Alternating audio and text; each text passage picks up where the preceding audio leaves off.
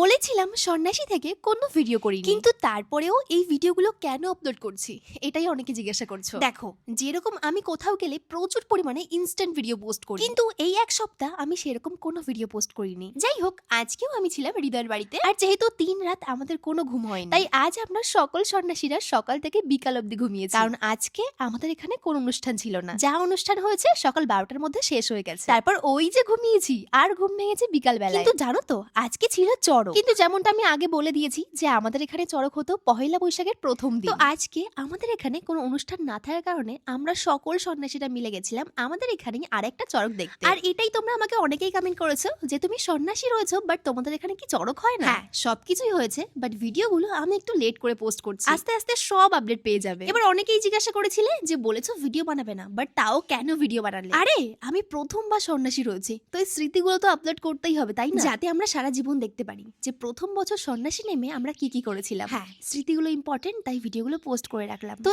এবার আমরা সকল সন্ন্যাসীরা ওখানে চড়ক দেখে চলে গেছিলাম আরো একটা মেলাতে। তো আমাদের মধ্যে দুটো ছোট্ট ছোট্ট ভাই ছিল, তো ওদেরকে প্রথমে জাম্পিং এ ওঠালাম, এন্ড ওরা তো বেশ খুশি। এরই মধ্যে আমাদের সন্ন্যাসীদের কাণ্ড দেখো, মেলার মধ্যে একটা কারেন্টের তার পেয়ে গেছে আর দেখেছে কারেন্টের তারটা লিক আছে, তো ওরা সবাই বসে পড়েছে এটাকে ফিক্সড করতে। আর যেহেতু আজকে দিনটায় প্রচন্ড গরম পড়েছিল, তো সবার জন্য আমি এখানে কিনেছি আইসক্রিম, যাতে সবার একটু মাথা ঠান্ডা হয়। আর আমরা 30টা সন্ন্যাসীরা যখন একসঙ্গে মেলায় ঢুকেছি, লোকজন মেলা বাদ দিয়ে শুধু আমাদেরকেই দেখছিল। অবশ্য এখানেও অনেক সন্ন্যাসীরা ছিল, কিন্তু সবাই এক জায়গায় ছিল না। বাট বুঝতেই পারছো, 30টা সন্ন্যাসী এক জায়গায় একই ড্রেস পরে কেমন লাগছে একবার তোমরা নিজেরাই ভাবো। আর আমি ছিলাম একটাই মেয়ে, এখানে আর কোনো মেয়ে সন্ন্যাসী ছিলই না। যাই হোক, তারপর সবাইকে জিজ্ঞাসা করেছিলাম যে কে কি খাবে, কিন্তু যেমনটা আমরা সবাই জানি যে মেলায় এরকম পিওর ভেজ খাবার আর কিছুই পাওয়া যায় না। তো ভাগ্যিস আমরা ওখানে তরমুজ পেয়ে গেছি, তো সবার জন্য পছন্দ করে 3খানা তরমুজ নিয়েছিলাম, যেখানে বার্থডে সেলিব্রেট করতে করতে সবাই তরমুজ গুলো কাটছিল। জানো তো, প্রত্যেক বছর চড়কের সময় এই মেলায় আসতাম, কিন্তু আজ প্রথমবার